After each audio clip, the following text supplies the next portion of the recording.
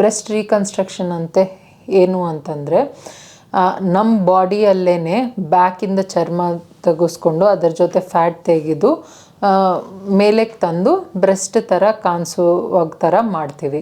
ಇಲ್ಲಾಂದರೆ ಹೊಟ್ಟೆಯಿಂದ ಫ್ಯಾಟ್ ತೆಗೆದು ಅಲ್ಲಿ ಇಟ್ಟಿದ್ರೆ ಬ್ರೆಸ್ಟ್ ಥರ ಇರುತ್ತೆ.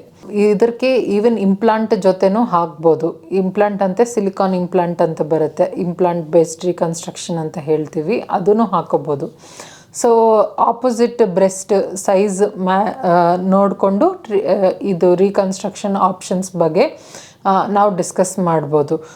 ಬ್ಯಾಕಿಂದ ತೆಗೆದು ಹಾಕೋದಾ, ಇಲ್ಲ ಹೊಟ್ಟೆಯಿಂದ ತೆಗೆದು ಹಾಕೋದಾ, ಇಲ್ಲ ಇಂಪ್ಲಾಂಟ್ ಯೂಸ್ ಮಾಡಿ ಮತ್ತೆ ರೀಕನ್ಸ್ಟ್ರಕ್ಷನ್ ಮಾಡ್ಬೋದಾ ಅಂತ based on this it is assessed.